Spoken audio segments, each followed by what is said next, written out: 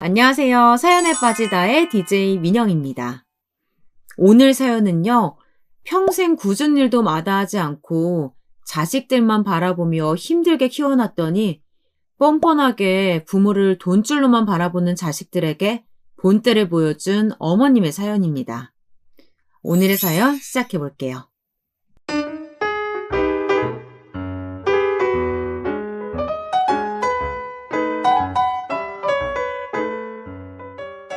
제가 어릴 적엔 나이 80이면 동네에 한두 명이나 있을까 말까한 꼬부랑 할머니였습니다. 그런데 요즘은 80이면 노인회관에서도 나이든 축에 끼지도 못할 만큼 80대가 아주 허다하더군요. 거기다 허리 하나 굽은 노인네 없이 다들 파마도 하고 염색도 하고 허리도 꼿꼿하니 정정해 보였습니다. 그런데 그 정도로 시대가 좋아졌다고 해도 한 가지 변하지 않는 것이 있더군요. 제 아무리 겉으로 보기에는 다들 정정해 보여도 늙으면 오래된 기계처럼 몸 여기저기 안 망가지는 곳이 없고 멀쩡한 곳이 없었죠. 병원에만 갔다 하면 혈압이 어떻고 당뇨가 어떻고 운동해라 소식해라 의사 양반의 잔소리 한 트럭과 약만 한가득 받아오기 마련이었죠. 제가 이런 소리를 다 큰 자식들에게 하면 한 놈도 빠짐없이 그래도 어머니는 모아둔 재산이라도 있으시고 누구 하나 어머니 걱정시키는 자식도 없으니 나름 마음고생도 안 하고 병원비 걱정 안 하지 않냐며 마냥 팔자 좋은 노인네 취급을 하더군요. 하지만 섭섭해도 어쩌겠습니까? 어찌 보면 당연한 일인걸요. 젊을 땐 혹여나 자식들이 어디 가서 기죽을까 뒤도 안 돌아보고 혼자 먹고 사는 것에만 열중해서 사느라 자식들이 무슨 생각을 하고 어떻게 사는지도 돌보지 못한 채 정말이지 오로지 돈만 쫓으며 살아왔으니 쉬쉬하며 살아왔습니다. 그런데 이게 보통 일이 아니더군요. 결혼 전엔 그래도 제 부모라고 자주 드나들며 제법 제게 신경 쓰는 것도 같더니만 다들 시집 장가들을 가 제 가족들이 생기고 나니 요 녀석들이 아주 눈에 보이는 잔머리들을 굴리더라고요. 젊은 자식들에게 돈 좀 있는 부모는 아주 호구 중에 호구였습니다. 본인들 필요할 땐 언제든 찾아와 도움만 청하면 척척 돈이 나왔고 나이 들어 몸이 좀 힘들다고 해도 가진 게 많으니 집안에 부리는 사람이 많아 굳이 자기들까지 살뜰히 챙길 걱정 없다고 생각하는 것 같더군요. 저는 제 아들들처럼 어린 시절부터 유복하게 자란 것은 아니었습니다. 1940년 광복이 되기도 전에 시골에서 형제 많은 집의 막내딸로 태어난 저는 귀여움은 많이 받고 자라기야 했지만 먹을 게 없어서 굶는 날도 허다한 시절이라 번 돈을 모은다는 건 상상도 못했고 하루 벌어 3, 4일은 버텨야 했어요. 저는 17살이 되자마자 부모님과 떨어져 무작정 서울로 올라왔습니다. 제가 살던 고향에는 돈을 벌 만한 일이라고는 씨가 말라 있었거든요. 사실 어린 여자애가 서울에 올라와 할 수 있는 일도 마땅치 않았지만 그래도 저는 스스로를 믿고 있었습니다.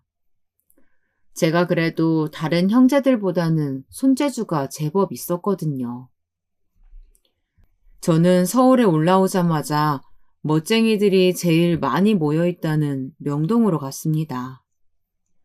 제가 살던 고향과는 가장 다른 곳에서 먹고 자고 일하고 싶었거든요. 명동에 도착하니 골목골목마다 멋진 마네킹들이 세워져 있었고 남자 양복에 여자들 원피스들까지 옷을 만들어 파는 양장점들이 즐비했습니다. 이곳은 마치 다른 세상 같았어요.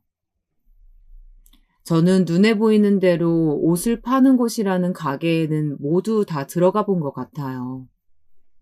처음엔 창피한 것이라고는 없이 당당히 들어갔습니다. 제가 바느질이라면 좀 하는데 혹시 이곳에서 일을 좀 할 수 있을까요?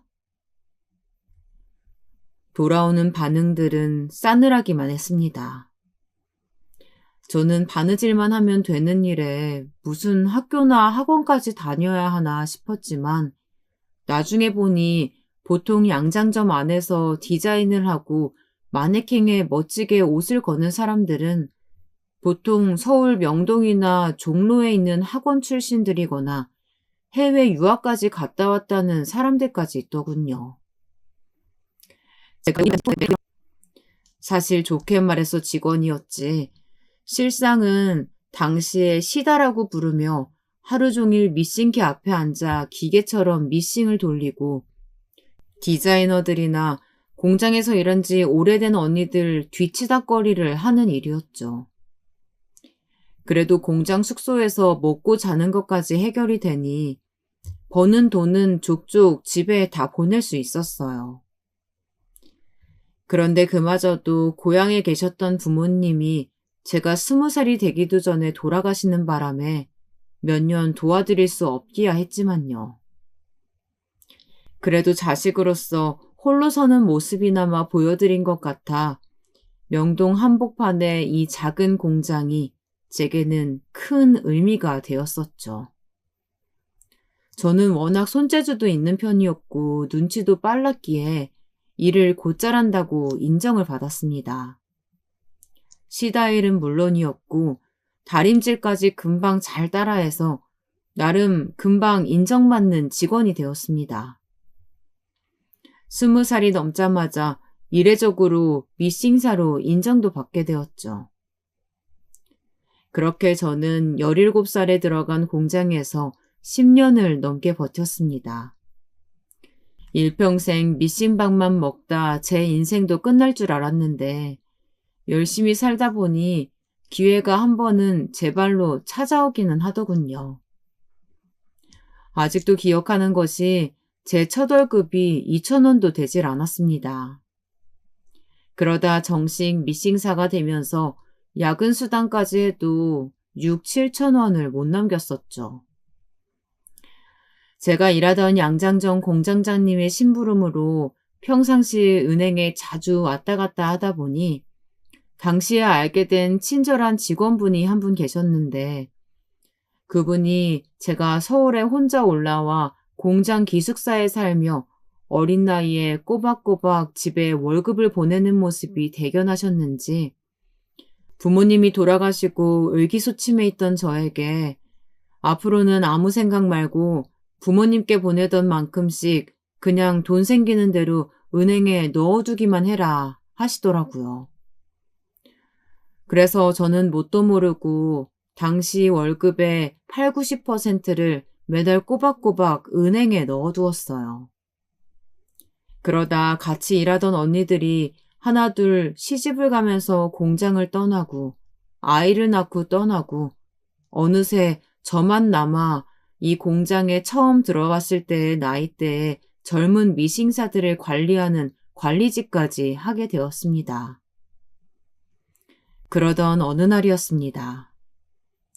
큰언니 아들이 그 해에 대학을 간다는 소식에 등록금이라도 좀 보탤까 싶어 은행을 찾았죠. 모아놓은 돈에서 인수를 좀 하려고요. 그런데 이게 무슨 일이랍니까? 네? 이게 진짜 다 제 돈이라고요? 그렇다니까요. 지금은 이런 이율 절대 없는데. 아우, 진짜 잘해주셨네요.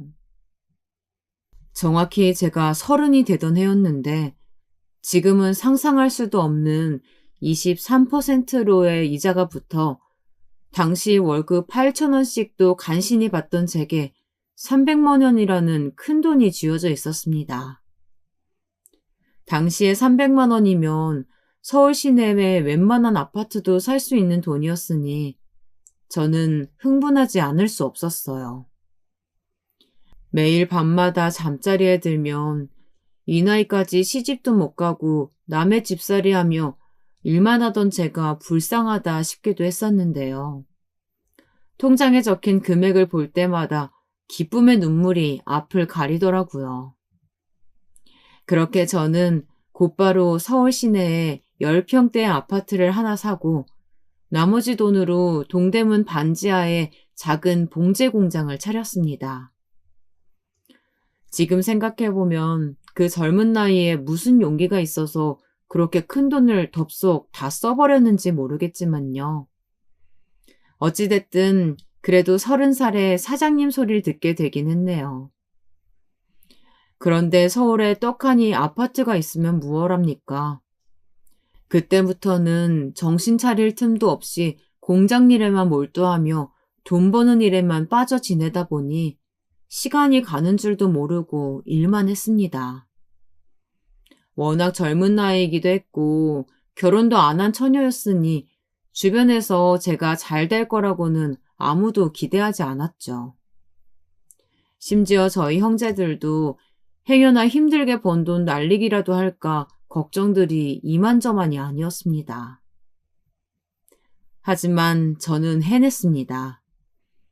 동대문에 5평도 안 되던 반지하 봉제 공장은 어느새 1층 그리고 지하까지 모두 쓸 수 있는 2층짜리 공장으로 성장했습니다.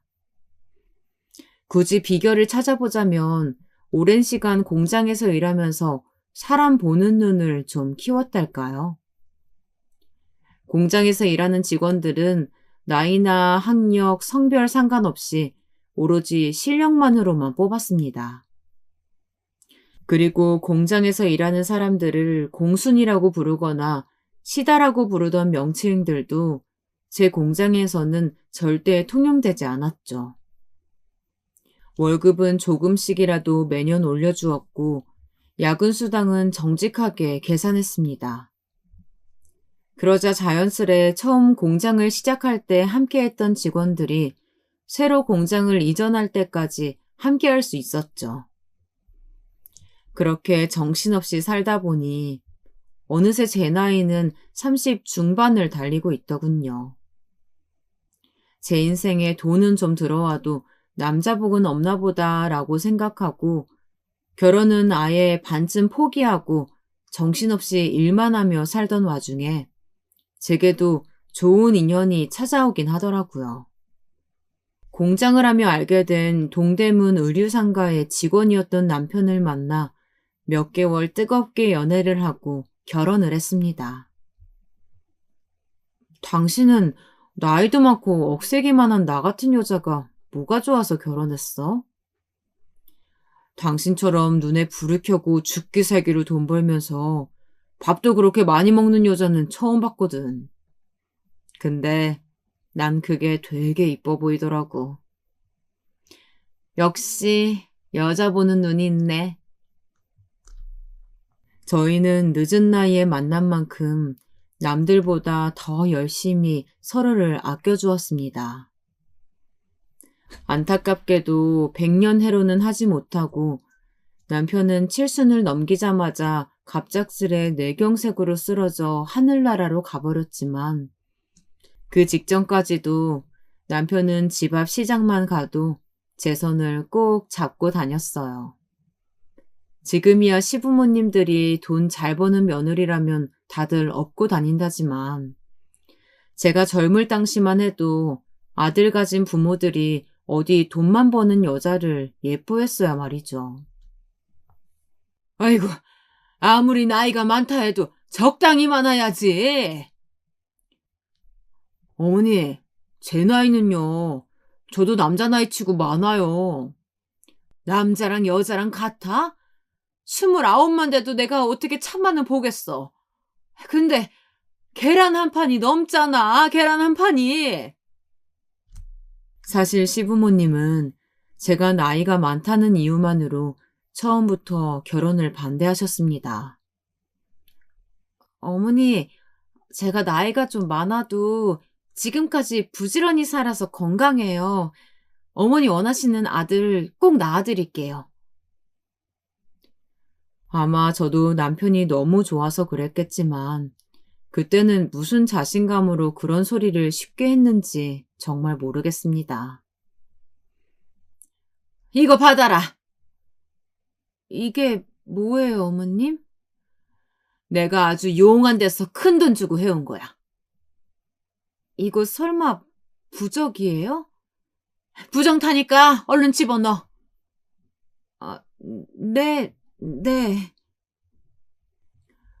물론 결혼 허락을 받겠다고 저도 큰 소리를 치기야 했지만 결혼식 당일 손님을 맞이하느라 바쁜 와중에도 어머님은 제 한복 속에다가 불쑥 웬 부적까지 넣어주셨습니다. 호텔 들어가면 오른쪽 베개 밑에 이걸 꼭 넣어. 그리고 네가 그 베개를 꼭 베고 자야 한다. 오른쪽. 꼭 오른쪽이야. 까먹으면 안 돼. 알았지? 제가 아무리 나이가 많아도 그렇지 첫날 밤부터 아들 생기게 하는 부적이라뇨. 정말이지 부담스러워서 그날은 한숨도 제대로 자지 못했습니다. 결국 저는 신혼 내내 아들 타령을 듣다 지쳐 봉제 공장 일을 하면서도 아들 둘을 연년생으로 낳아 그토록 아들 타령하시던 시부모님께 아들들을 던져두고 다시 일에만 몰두했어요. 어쩌겠어요. 아들들도 너무 예쁘고 사랑스러웠지만 그때 당시만 해도 제 공장엔 제가 없으면 무슨 큰일이라도 날 것만 같았으니까요. 제가 40 중반을 넘어설 때쯤 동대문에서 옷 좀 판다 하는 상인들은 모두 다 저희 공장에서 옷을 만들어다 쓴다 해도 과언이 아니었습니다. 그만큼 제 사업은 번창해 나갔죠. 남편도 어느새 본인이 하던 가게도 접고 제 일을 도와야 할 정도로 바빴으니까요. 그러다 언젠가부터 사람들이 각자 휴대폰을 한 대씩 들고 다니는 시대가 오더니만 모든 게 아주 급변하기 시작하더군요. 제가 하던 봉제 공장과 옷 도매 상인들도 하나둘 사정이 예전 같지 않아지기 시작했고 그때 저는 이제는 다른 삶을 준비해야겠다 싶었던 시기였습니다. 친한 사장님 한 분이 이제는 힘들게 몸 쓰고 머리 써서 돈 버는 시대는 다 지나갔고 건물 가지고 있는 사람이 진짜 부자라고 하더라고요. 저는 그 말 한마디에 귀가 솔깃해 그 길로 공장을 다 정리하고 가지고 있던 재산들까지 모두 정리해서 친한 공인중개사 언니 소개로 강남에 건물 하나, 마포에 오피스텔 건물 하나를 매입했습니다. 그때도 하나 깨달은 것이 있었죠. 사람이 재산이라는 것을요. 저는 그렇게 나이가 들어갔습니다. 저는 그때까지만 해도 제 인생에 대한 만족도는 과분하다 못해 넘쳐 흘렀습니다. 남편과 자주 해외여행도 다녔고 아들들이 하고 싶다는 일이라면 그게 뭐든 간에 밀어줄 수 있을 만큼의 능력이 됐으니까요. 인생이라는 게 남들에게 내세우기 위한 학벌이나 직장이 중요한 것만은 아니라는 것을 누구보다 뼈저리게 느끼며 살아온 저로서는 아들들이 악착같이 고생하면서 살지 않기를 바랬습니다. 고생이라면 제가 충분히 하면서 살았으니 자식들만큼은 제가 읽어놓은 것들을 평생 누리며 자신들의 인생에 만족하며 살았으면 좋겠다고 생각했으니까요. 물론 아이들이 자랄 때 사진들을 보면 가슴이 욱신거리기는 했어요. 아들 둘을 낳아놓고도 입학식은 물론 졸업식에도 한번 가본 적이 없었고 남들 다 해주는 소풍 도시락 한번 싸준 적이 없었으니까요. 그래도 저는 돈 버느라 좀 챙기지 못했다고 마치 죄인이라도 되는 것처럼 아이들에게 미안한 마음을 갖고 사는 엄마가 되고 싶지는 않았어요. 먹고 싶은 게 있는데 사주지도 못하고 배우고 싶은 게 있다는데 가르치지도 못하는 부모가 되고 싶지는 않았으니까요. 그런데 자식들도 다 장가를 보내고 언제나 제 곁에 있어줄 것만 같던 남편마저 죽고 나자 저는 지금까지 단 한 번도 느껴본 적 없었던 새로운 감정들이 휘몰아치더라고요. 이 넓은 세상에 홀로 덩그러니 남겨진 것처럼 자꾸만 외롭고 순간순간 서러워졌어요. 어머니, 저희 왔어요. 할머니! 아이고, 우리 손주. 식사는 잘 챙겨 드시죠? 이거 저희가 하와이 갔다가 어머니 생각나서 사왔어요. 하와이? 너희 하와이 갔다 왔니? 네. 요즘은 애들이 국내에서 영어 학원만 다녀서는 안 돼서요. 배운 걸 직접 써먹어봐야 빨리 늘죠. 안 그래도 몇 주 동안 전화 한 통도 없길래 무슨 일이라도 있는 건가 걱정이 되던 참이었는데 웬일로 연락도 없이 집에 찾아온 큰며느리는 하와이 여행에서 제 생각이 나서 사왔다며 머플러와 선글라스를 꺼내놓더군요. 큰며느리는 둘째 며느리와 달리 머리가 명석하고 눈치가 빨랐어요. 사실 저는 젊은 시절부터 지금까지도 제 옆에서 살랑살랑 입 바른 소리만 하는 사람보단 말수가 좀 적더라도 속이 깊고 차분해 보이는 사람들을 신용했죠. 그런 면에서는 저는 사실 둘째 며느리가 더 마음에 들었습니다.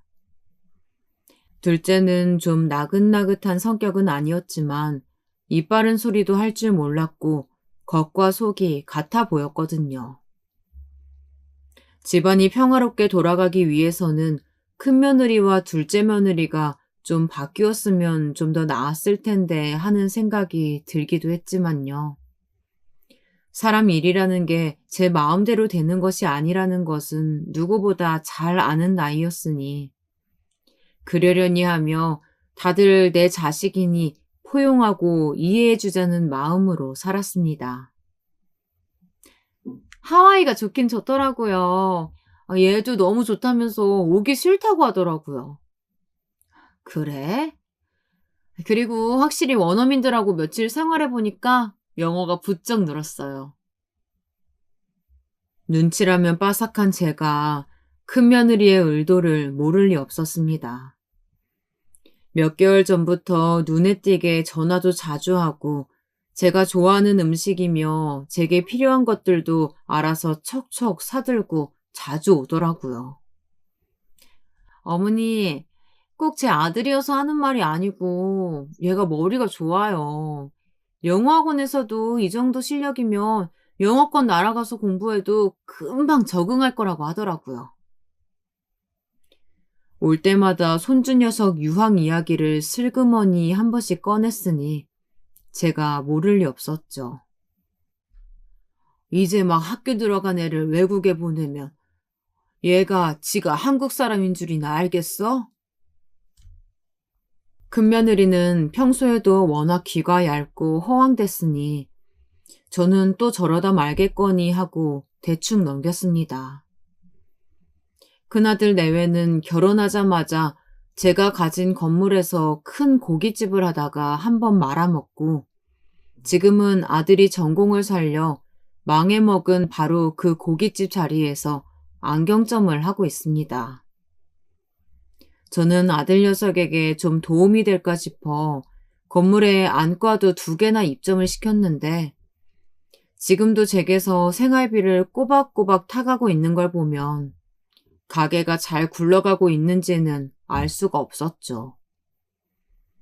어릴 때부터 첫째 아들은 장남이라고 하기엔 원래도 좀 철이 없었고 덤벙거리는 편이다 보니 어찌 보면 눈치 빠르고 얍삽한 며느리가 나을지도 모르겠다 싶기도 하면서도 너무나 속이 빤히 보이다 보니 제 눈에는 그런 점이 곱게 보이지만은 않았습니다. 사람의 속내가 어쩐지 깨끗해 보이지는 않는달까요. 그래도 옛말에도 곰보다 여우가 낫다고들 했으니 그 속마음이 어떨지 몰라도 그래도 자기 남편이나 자식을 위해 다 잘 살아보겠다고 이 늙은 시어머니에게 아부도 하고 나름 예쁨도 받아보려고 하는 것이니 저도 받아주자 싶었습니다. 어린 자식 유학 보내놓고 다리 쭉 펴고 살 수 있겠어? 얘만 어떻게 보내요? 당연히 저도 따라가야죠. 뭐? 그럼 애비는? 뭐, 애비야. 여기서 하는 일도 있고. 그러니까 지금 네 얘기는 처자식 외국에 보내놓고 내 아들더러 여기서 혼자 홀라비처럼 돈이나 벌어서 보내라? 뭐 그런 거냐? 역시나 예뻐하고 싶어도 예뻐할 수가 없었습니다. 감히 제 앞에서 제 아들을 기러기 아빠를 시키겠다고 저렇게 당당하게 말하다니요. 세상이 아무리 급변하고 요즘 부모들은 자식 위해서라면 뭐든 한다고들 해도 이건 아니었습니다. 제게 고루하다 손가락질해도 상관없었어요. 어려서 바쁜 부모 탓에 할머니, 할아버지 손에 자란 안쓰러운 아들이 40이 넘은 창창한 나이에 처자식도 없이 독수 공방이라뇨. 절대 있을 수 없는 일이었습니다.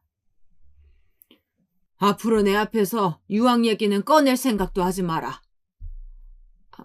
어머니, 저는 그게 그런 게 아니고. 제 반응에 놀랐는지 큰며느리는 어쩔 줄 몰라 했습니다. 그래도 큰며느리 나름대로 지금까지 제게 쌓아올린 공이 있다고 생각했을 텐데 말 한마디 실수해서 공든 탑이 무너졌다 생각하는 것 같았죠. 저는 어디 좋은 학원이나 하나 더 알아봐서 얘기하라고 엄포를 놓았습니다. 학원비 정도야 얼마든지 내주겠다고요. 한국에서 공부만 잘해도 다들 자기들이 알아서 해외도 나가서 잘만 일하던데 굳이 어린애를 데리고 말도 안 통하는 외국까지 나가서 멀쩡한 부자지간을 떨어뜨려 놓고 공부라뇨.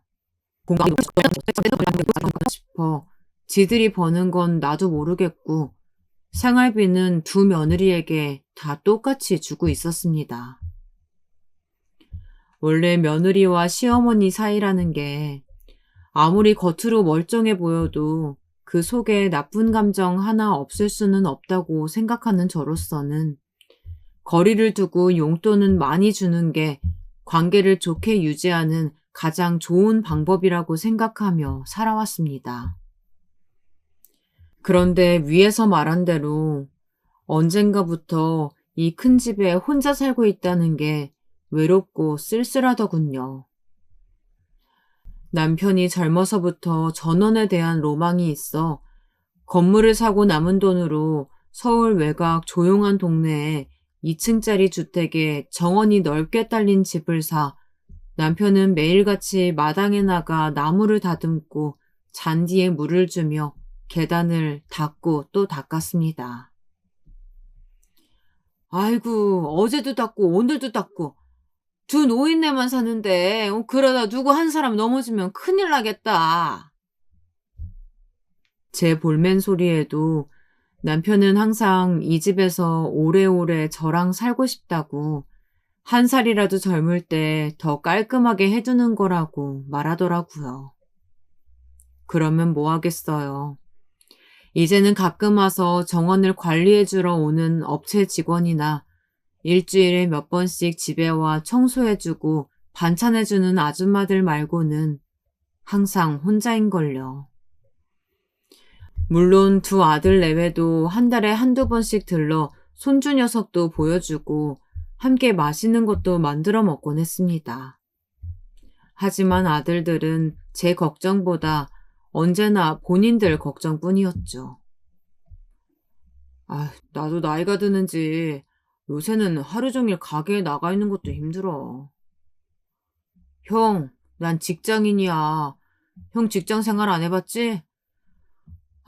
난 내 아래 직원들보다 상사가 아직도 많다. 상사가 적어지면 적어질수록 네 회사 수명도 줄어드는 거 아니냐? 진짜. 하긴 내가 무슨 걱정이야. 회사 그만두면 엄마가 건물 물려줄 텐데. 그치, 엄마? 난 꼭 강남에 있는 거 줘. 알았지? 야, 너 그게 무슨 소리야? 내가 지금 거기서 장사를 하고 있는데. 형은 가게 보증금도 안 내고 평생 엄마한테 빌붙어 있잖아. 그것만 해도 얼마나 번 거냐? 뭐? 노발 다 했냐? 엄마, 형은 마포만 줘도 되잖아. 그치? 강남은 나 줄 거지? 조용히들 안 해? 너네는 엄마 늙는 거는 안 보이냐? 혼자 사는 늙은 애미한테 오랜만에 놀러와서 한다는 소리가 그런 헛소리들밖에 없어? 동생이라는 자식이 자꾸 형한테 덤비잖아요. 으이그, 엄마도 겁만 이렇지. 요즘은 혼자 계단 내려오기도 벅차. 소화도 잘 안 되는 것 같고, 무릎은 왜 이렇게 또 쑤셔댔는지. 엄마가 어디가 늙어. 소리 지르는 거 보니까 아주 정정하구만. 엄마, 그래서 강남은 누구 줄 건데? 뭐야? 이 자식들이 정말. 속이 터지다 못해 아주 문드러지는 것 같았습니다. 어떻게 제 속으로 낳은 자식들이지만 하나같이 다 저 모양일까요? 제가 같이 살자는 것도 아니고 그냥 남들처럼 자식들에게 조금이나마 기대서 따뜻한 말 한마디 들어보려고 한 것이었는데 오히려 화만 치밀어 오르고 금방이라도 화병으로 몸져 눕겠더라고요. 집에 일해주러 오는 아줌마들도 그렇고 주변에 나에 대해 잘 모르는 사람들도 다들 그 큰 집에서 여든 바라보는 할머니가 어떻게 혼자 사냐며 걱정들을 하는데 내 배 아파 낳은 자식들이라는 놈들은 애미가 늙어가는 것은 보이지도 않고 하루라도 빨리 재산이나 정리해서 주길 바라는 눈치였습니다. 물론 저도 절대 자식들에게 패 끼치는 짓은 하고 싶지 않았어요. 요즘 여든이 어디 옛날 여든처럼 꼬부랑 할머니도 아니었고 저는 매년 받는 건강검진에도 문제랄 것 없이 건강했으니까요. 남들 다 먹는 그 흔한 콜레스테롤이니 당뇨니 약 하나 먹는 게 없었습니다. 그런데 아무리 그래도 자식들이라는 놈들이 어떻게 자기들 마누라의 손주까지 있는 앞에서 아직도 돈 가지고 저리 싸워댈까요? 40년을 살면서도 돈 걱정 한번 해본 적 없는 녀석들이 말입니다. 사실 제가 살아봐야 몇 년이나 더 살겠습니까? 저도 더 이상 저렇게들 원하는데 자식들 소갈이 안 시키고 일찌감치 줄 수 있는 거 다 정리해서 주고 편하게 사는 모습 보면 좋죠. 그런데 어쩐지 제가 이거라도 쥐고 있지 않으면 이 녀석들이 제 얼굴조차 보러 오지 않을 것 같다는 마음이 들었습니다. 딸이라도 하나 있었으면 일이 허전하고 외롭지 않았을까 싶은 마음이 들기도 하다가도 어쩌면 녀석들 어릴 때 제품에 안아 키우질 않아 어미정을 모르는 건가 싶기도 했습니다. 엄마, 맛있지? 내가 엄마 주려고 저기 유명한 데서 사왔다니까. 아이고, 우리 작은 아들이 웬일이래? 내가 엄마를 이렇게 생각한다니까? 형은 이런 거 안 사오지? 또 시작이다. 여기서 형 얘기가 왜 나와? 엄마도 잘 생각해봐. 형은 한번 망해먹은 적이 있잖아. 나는 이렇게 성실하게 회사 생활하는 거 보면 몰라? 얼마나 성실한지? 아유, 그렇지. 이게 아주 속셈이 따로 있었지. 아니, 나야 엄마 보고 싶어서 왔지. 도대체 언제 철들래? 이혜미는 너네 나이에 건물을 샀어. 알죠. 우리 어머니 대단하신 거. 그런 얘기나 듣겠다고 한 이야기가 아니었는데 제 아들 녀석들이었지만 정말이지 철딱선이라고는 없었습니다. 그러던 어느 날이었습니다. 제가 아무리 이 나이에도 특별히 아픈 것 없이 건강한 체질을 타고나기야 했다지만 몇십 년을 그 어두운 지하에서 밥 먹는 시간을 빼고는 하루에 10시간씩 매일 앉아 미싱을 돌렸으니 허리와 무릎, 손목, 온몸의 뼈란 뼈들이 날씨만 굳으면 시리고 저려왔어요. 앉았다가 일어나는 것도 힘들 정도로 말이죠.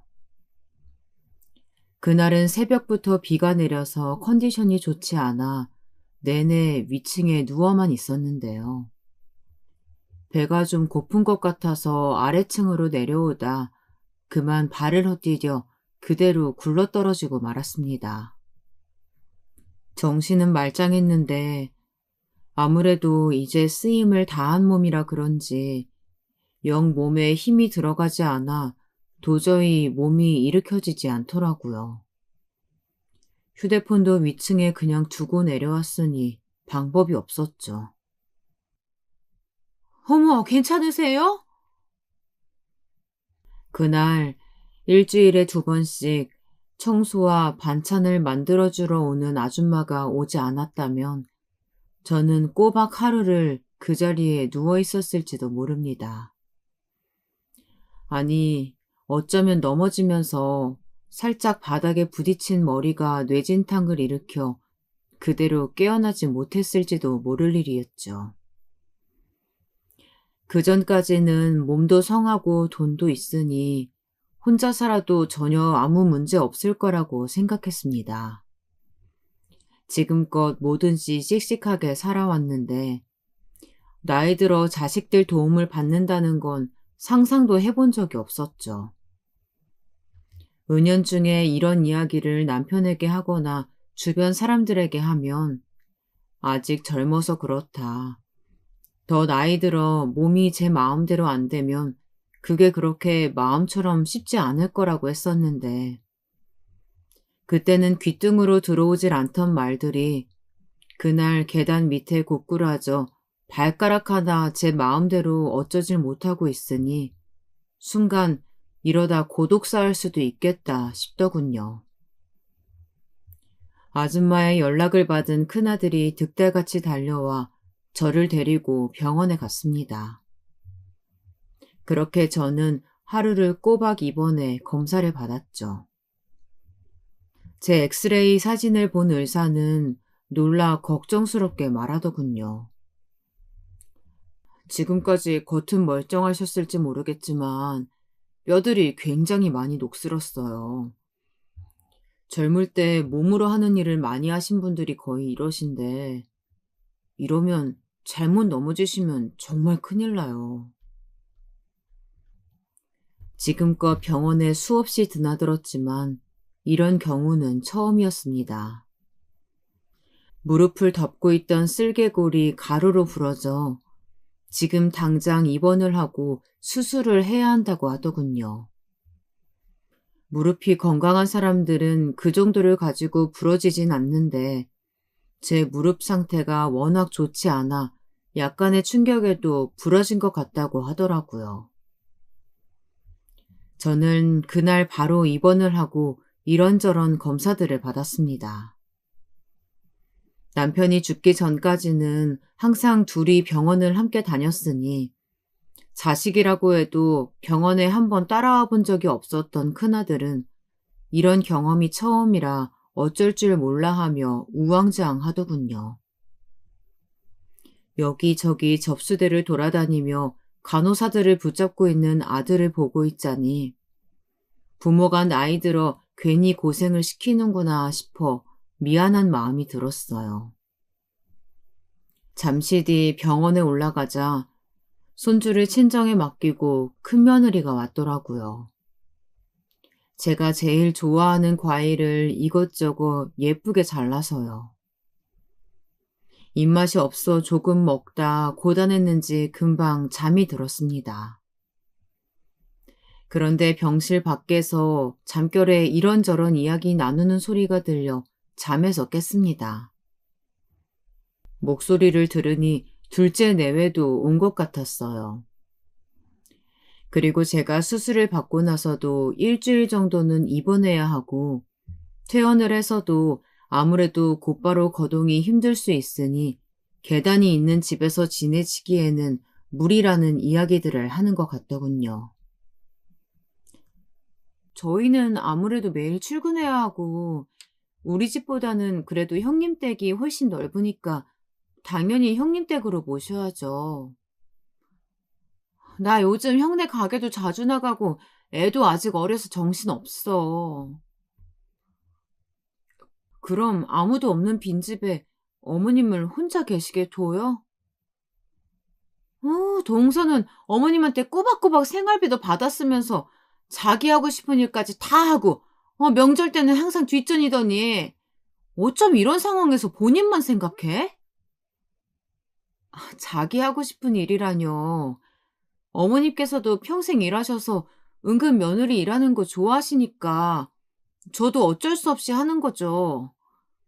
그리고 어머니 성격에 애도 아직 없는 제가 일 안 하고 집에서 놀고 있으면 저 가만히 두시겠어요? 하긴, 그건 그래. 나도 애 때문에 정신 없는데, 일 안 한다고 툭 하면 이거 해와라, 저거 해와라.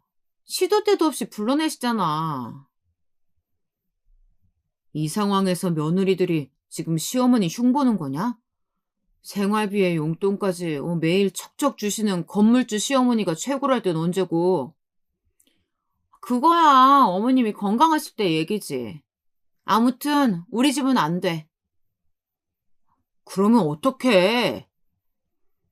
그냥 우선 어머님 집으로 모시고 나랑 동서랑 번갈아 가면서 갈까? 주말엔 아들들이 좀 가고. 형님, 저는 평일은 힘들어요.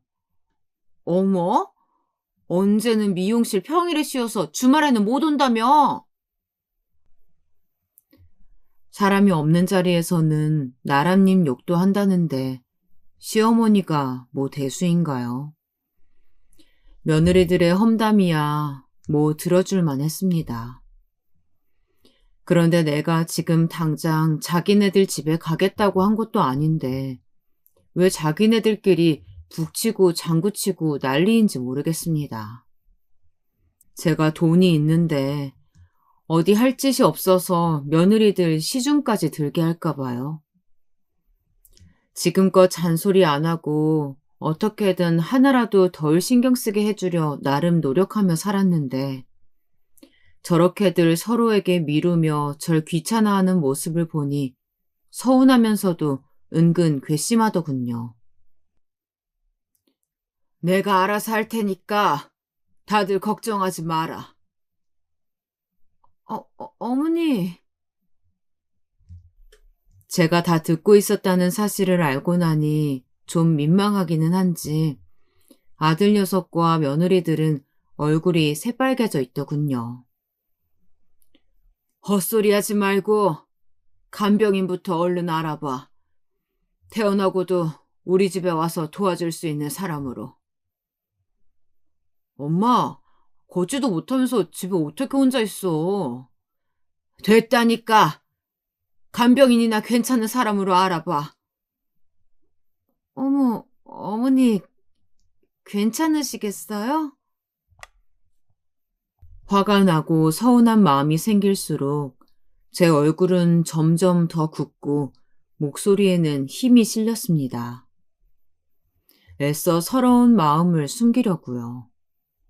저라도 뭐 이 나이에 몸도 아픈데 그러고 싶었겠어요. 하지만 젊을 때부터 누구에게 기대고 도움받고 하는 것이 익숙지가 않아서 그런지 괜한 자존심을 부리게 되더라고요. 다 필요 없다. 내가 알아서 할 수 있다. 이런 마음이 들어서요. 그런데 이게 제 마음 같지 않더군요. 수술을 잘 끝내고 퇴원을 하고 나오자마자 아무래도 2층에서만 생활하기에는 불편할 것 같아 1층 방으로 짐도 다 옮기고 간병인도 구했습니다.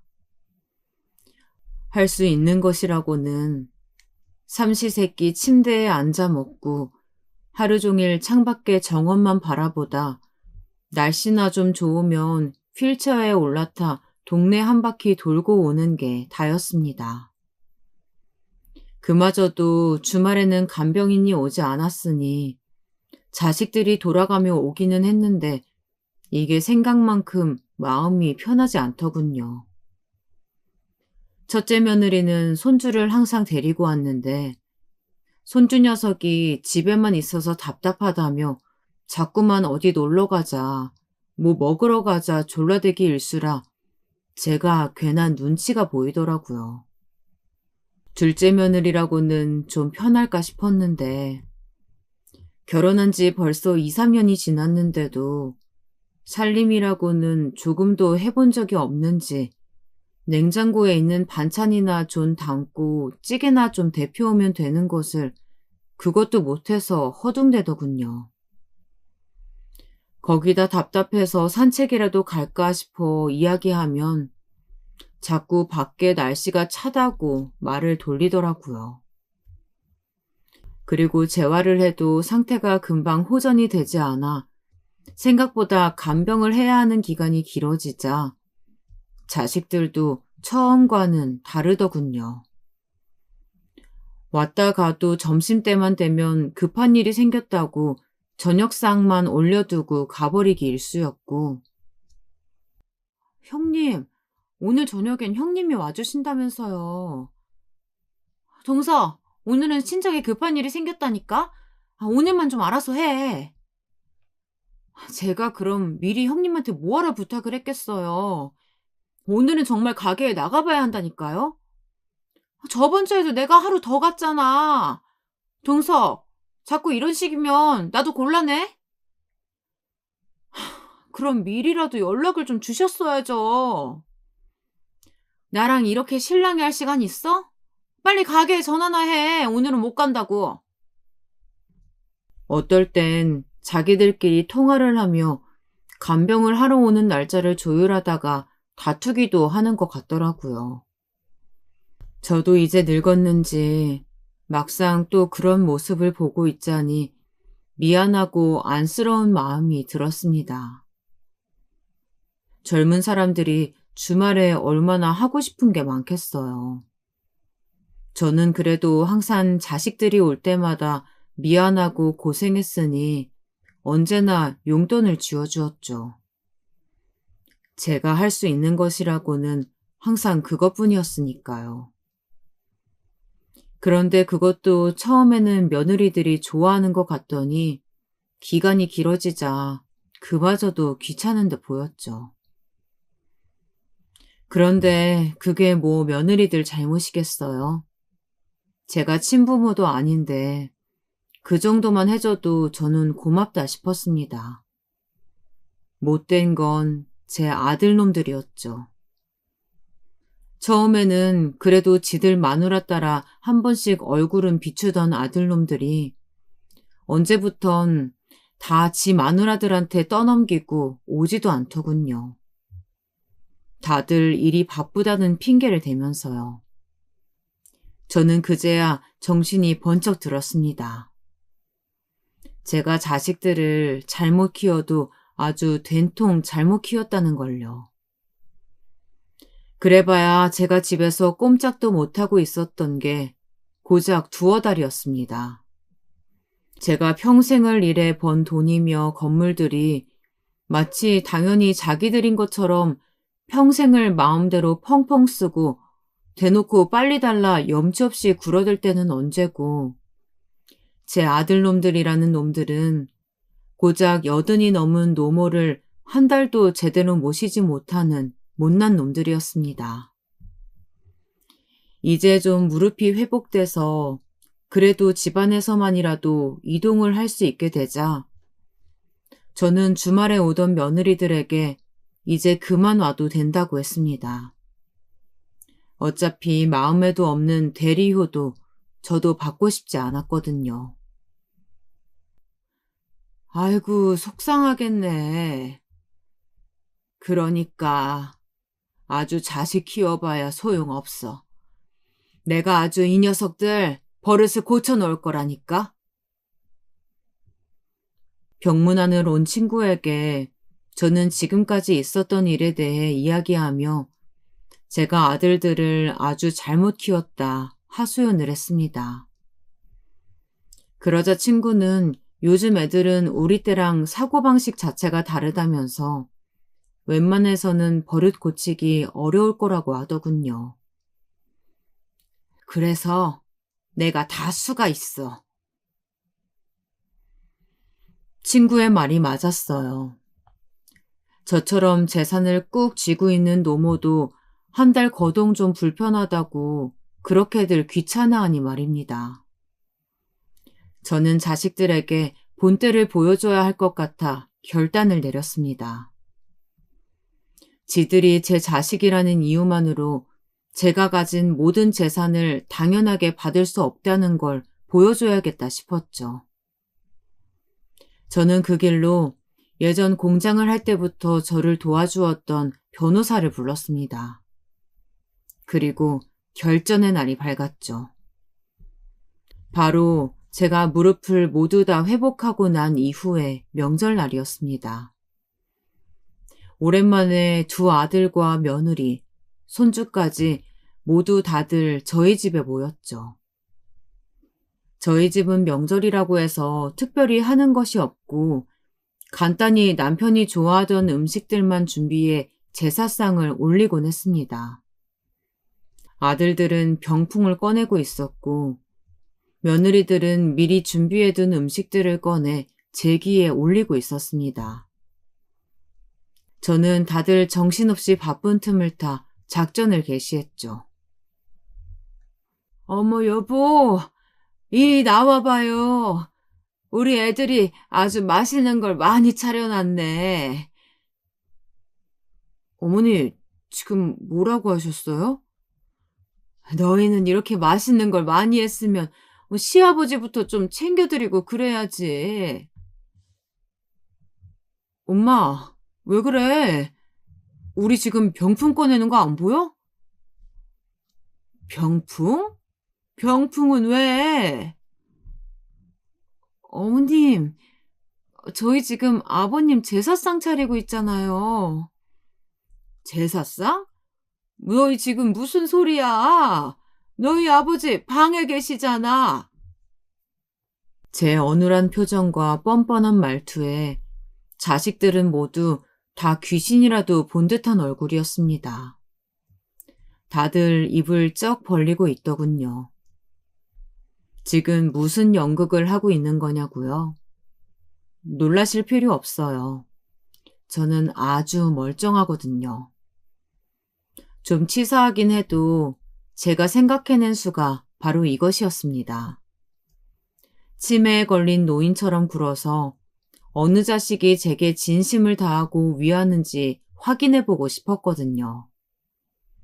제가 아무것도 모르는 어린아이처럼 변해버리면 더 이상 재산 좀 더 받겠다고 제 앞에서 연기할 필요는 없을 테니 진짜 모습을 보이겠다 싶기도 했고요. 이번에 변호사를 불러 유산 상속에 대한 유언장도 새로 작성했습니다. 물론 저도 웬만하면 두 아들과 며느리들에게 공평하게 나눠주고 싶었습니다. 하지만 최근 일을 통해 느낀 것이 하나 있다면 제가 죽기 전에 재산이라도 자식들에게 다 뺏기고 나면 앞으로 남은 제 여생이 너무나 쓸쓸하고 외로울 것 같다는 생각이 들었습니다. 사실 이제 와서 눈물 나는 효심을 바라는 것은 아니었어요. 지금까지는 좀 철없이 철부지로 살아왔대도 그래도 명색이 하나밖에 없는 어미가 하루아침에 아무것도 할 줄 모르는 어린애로 변해버린다면 자기들도 조금이나마 느끼는 것이 생겨 지금까지와는 다른 모습을 보여주기를 바라는 마음이기도 했습니다. 어쨌든 제가 세상을 떠나게 되더라도 남은 자식들은 서로를 돕고 위하며 살아가야 하는데 재산 조금 더 받겠다고 싸우는 꼴을 하늘나라에서 남편과 지켜보고 싶지는 않았거든요. 그렇게 되면 저도 먼저 간 남편을 볼 낯이 없었으니까요. 형, 엄마 좀 이상하지 않아? 그러니까 아까는 뜬금없이 나더러 어디 사냐고 묻더라니까? 아주버님께도 그러셨어요? 아까는 저더러 다른 사람 이름을 부르시면서 어머님은 잘 계시냐고 하시더라니까요. 아시잖아요. 저희 엄마는 저 어릴 때 돌아가신 거. 아무래도 어머님 이상해요. 역시나 그날 밤 제가 침실로 돌아가고 얼마 지나지 않아 자식들은 모여 긴급 회의라도 하는 눈치더라고요. 이상하긴 뭘 이상해. 왜? 동서는 어머님이 치매라도 걸리셨을까 봐 걱정돼? 그럼 형님은 걱정 안 되세요? 그래, 여보. 나도 좀 걱정되던데. 아, 형님, 설마. 뭐가? 어머니 치매 걸리신 게 오히려 잘 됐다고 생각하시는 거 아니죠? 뭐? 이 김에 어머니 요양원에 보내고 재산 다 빼돌리자, 뭐 이런 거 아니냐고요. 자기야, 요양원은 너무했다. 요양원이 뭐 어때서? 그럼 자기가 회사 그만두고 어머님 모실 거야? 아, 그거야 아니지만 요즘 요양원이 얼마나 좋은데. 알아서 간병해주는 사람 있지. 밥도 꼬박꼬박 나오지. 웬만한 호텔보다 낫다니까? 그런가? 정말이지. 더 이상 둘째 며느리의 말을 들어줄 수가 없었습니다. 평소 말수도 적고 생활력이 강해 욕심 많고 과소비 심한 큰며느리보다야 낫다고 생각했는데 제가 아주 잘못 생각한 것이었습니다. 아들들이 먼저 꺼내기도 전에 미리부터 요양원 얘기를 꺼낸 것도 모자라서 제 아들들을 부추기기까지 하다뇨. 너무 화가 나서 도저히 참지 못하고 제가 방문을 열고 나가려던 바로 그때였습니다. 동서, 미쳤어? 무슨 그런 소리를 해? 네? 뭐가요? 요양원이라니. 어머님이 얼마나 건강하신데 그런 소리를 하냐고. 아니, 형님도 아까 분명히 보셨잖아요. 어머니 이상하시긴. 연세 드시면 가끔 그럴 수도 있는 거지. 아무리 연세가 있으시다고 해도 뭐 치매 검사라도 한번 받아보시는 게. 동서, 이제 보니까 동서 무서운 사람이었네. 걱정하지 마. 어머니 치매면 내가 다 알아서 모실 테니까. 저는 정말이지 너무 놀라서 순간 눈물이 왈칵 올라왔습니다. 사람 보는 눈 하나만큼은 좋다고 자부했었는데 제가 너무도 아둔했나 봅니다. 조금 제 마음에 들지 않는다고 해서 지난 10년 동안 맏며느리와 시어머니로 살면서도 알게 모르게 싫은 소리도 많이 하고 그 잘난 돈 좀 준다고 귀찮게도 많이 했는데요. 저렇게까지 제 생각을 하고 있을 거라고는 생각지도 못했어요. 저는 그날 이후 큰며느리가 다시 보였습니다. 그리고 큰며느리도 그날 제 행동이 걱정됐는지 매일같이 집으로 찾아오더라고요. 제가 좋아하는 반찬은 물론이고 주말마다 저를 데리고 여기저기 나들이도 시켜주었습니다. 그리고 전보다 훨씬 더 살갑게 굴더라고요. 정말 아픈 부모를 간병하듯이 말이죠. 반찬해주는 아줌마도 있는데 뭐하러 이렇게 매일 해와 힘들게. 반찬 이모 이제 오시지 말라고 했어요. 그래? 뭐하러? 어머님 연세도 있으시고 앞으로는 제가 이모 오시던 만큼 올게요.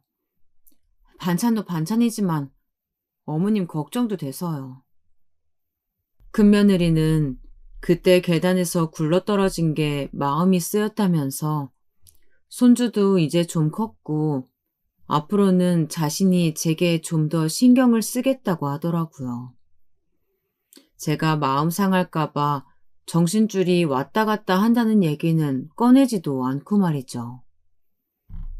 큰며느리가 이렇게나 마음 씀씀이가 큰아인지 미처 몰랐었던 지난날이 후회되더군요. 힘 있을 때 더 잘해줄 걸 그랬다 싶었고요. 제가 앞으로 몇 년이나 더 살지는 몰랐지만 그래도 제가 유언장에 쓴 대로 앞으로 저를 더 살뜰히 챙겨줄 큰아들과 며느리에게 지금이라도 당장 제가 가진 모든 재산을 주기로 마음을 먹었습니다. 둘째에게는 앞으로도 주던 대로 생활비만 매달 주는 것으로 하기로 했죠. 그런데 하마터면 여우, 아니 꼬리 9은 달린 구미호에게 제 모든 걸 뺏길 뻔했습니다. 자식이 뭐라고 그 정도의 관심 좀 보여줬다고 하루하루 행복하게 살아가던 때였습니다. 우연히 동네를 지나다 바로 얼마 전까지 저희 집 반찬을 만들어주러 오시던 아줌마를 길에서 딱 마주쳤죠. 오랜만이네요. 아, 안녕하셨어요? 인사도 못해서 마음 쓰였는데 그래도 이렇게 만났네. 저는 반가워서 손까지 잡으며 친근하게 다가갔는데 아줌마는 영 마음이 편치 않은 것 같아 보였습니다. 아무래도 오랫동안 일했었는데 하루아침에 나오지 말라 해서 서운한가 보다 싶었죠. 왜요? 우리 집 며느리가 갑자기 나오지 말라고 해서 좀 서운했어요?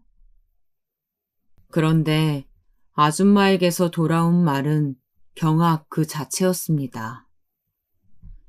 진실은 바로 이랬어요.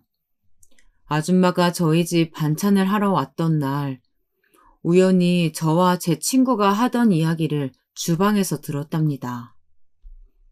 제가 자식들에게 치매 걸린 척 연기를 해 진심을 다해 제게 잘하는 자식에게 재산을 다 몰아주겠다고 한 그 말 말이죠. 그때 마침 쓰레기를 버리려고 현관을 나서려다 문 앞에 서 있던 저희 며느리와 마주쳤답니다. 죄 지은 것 없이 아줌마는 괜히 놀랐는데 며느리는 그 길로 아줌마를 끌고 나가 은행으로 가더니 바로 현금을 인출해 돈 봉투를 쥐어줬답니다. 아줌마는 기가 막히고 코가 막혀서 사람을 어떻게 보냐고 큰 소리를 쳤답니다. 아무리 돈이 좋아도 남의 집 재산 싸움에는 끼고 싶지 않다면서요. 그랬더니 큰며느리가 앞으로는 나오지 말라고 했답니다. 어머니에게 혹여나 이상한 소리를 하면 자신이 가만두지 않겠다고까지 했다네요. 저는 그 자리에 그대로 주저앉아 버리고 말았습니다. 머리가 핑 돌고 머리카락이 쭈뼛 서더군요. 그러고는 주먹을 불끈 쥐었어요.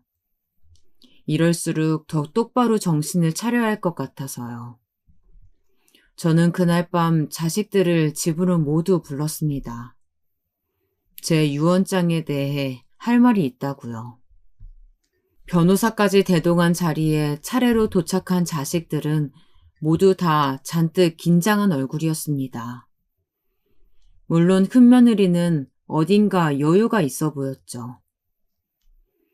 유언장 내용 공개하겠습니다. 먼저 작은 아드님에 대한 것부터 말씀드리겠습니다. 변호사의 한마디에 모두들 침을 꼴깍꼴깍 넘기는 소리가 나더군요. 지금처럼 매달 일정한 금액의 생활비만 지급한다. 단 65세까지 각자 본인들의 직장 생활을 유지한다는 조건으로. 엄마, 나더러 환갑 넘어서도 일을 하라고? 너희도 알잖아. 내가 돈 버는 며느리 좋아하는 거. 그래서 그렇게 명시했다. 엄마, 그럼 나 건물은? 건물은! 저는 칭얼칭얼거리는 둘째 아들은 신경 쓰이지도 않았습니다. 큰며느리의 표정만 확인하느라고요. 역시나 피식 입가에 미소가 번져 있더군요. 큰아드님도 지금처럼 어머님의 건물에서 보증금 없이 안경점을 운영하시면 됩니다. 네? 그게 끝이에요? 단, 그것도 큰며느님과 이혼하신다는 조건에서입니다. 네? 이혼이라니, 그게 무슨 소리예요?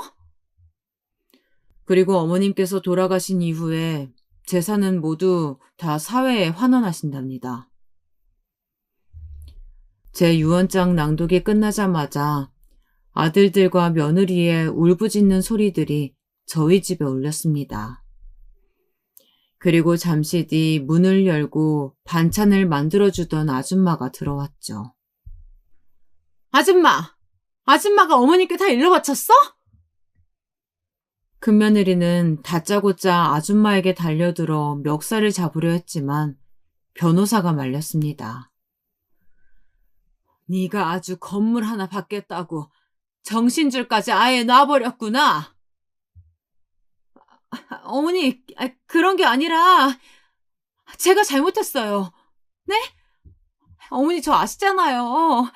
제가 지금까지 어머니한테 얼마나 잘했는데요. 저는 며느리뿐만 아니라 자식이라면 아주 꼴도 보기 싫었습니다. 저는 그 길로 자식들을 모두 다 돌려보내고 현관 번호키 번호도 바꿔버렸습니다. 그랬더니 이 녀석들이 하루가 멀다 하고 찾아와 문 앞에서 아주 애걸복걸을 하더라고요. 엄마 나야. 우리 집 장남. 문 좀 열어봐요. 어이구, 가게 일로 바쁘신 양반이 이 먼 곳까지 어쩐 일이시래? 난 볼 일 없으니까 앞으로는 찾아오지 마세요. 어머니, 저예요. 형님 때문에 얼마나 놀라셨겠어요. 앞으로는 제가 이 집 유일한 며느리로서 어머님 열심히 모실게요. 아니, 저희가 아예 이 집에 들어와서 어머님 살뜰히 모실게요. 유능하신 미용사님께서는 빨리 출근이나 하세요. 자꾸 이렇게 멋대로 찾아오면 경비팀 불러서 다 끌고 가라고 할 테니까 다신 찾아오지 마시고요. 저는 현관뿐만이 아니라 대문까지 새로 공사해 경비 시스템까지 몽땅 다 바꿔버렸습니다. 자식들은 이 집에 얼씬도 하지 못하게요. 그랬더니 변호사한테까지 찾아가서 아주 귀찮게 하는 것 같더라고요. 저는 곧바로 유언장에 새 조항을 하나 더 만들어 넣었습니다. 지금 받은 것에서 조금이라도 더 욕심을 냈다가는 갖고 있던 것마저도 모두 회수하겠음. 느낀 것은 돈이란 참 정직하다는 것이었습니다. 열심히 산 만큼 제 손에 넘치도록 줄 수 있었으니까요. 그리고 오늘 또 하나를 그 대단한 돈이라는 게 행복까지는 절대 가져다 주지 않는다는 걸 말이죠. 조금은 허무하고 씁쓸했지만 어쩌겠어요. 남은 생은 그냥 제 돈 주고 반찬 사 먹고 간병히 쓰면서 또 씩씩하게 살아봐야겠죠.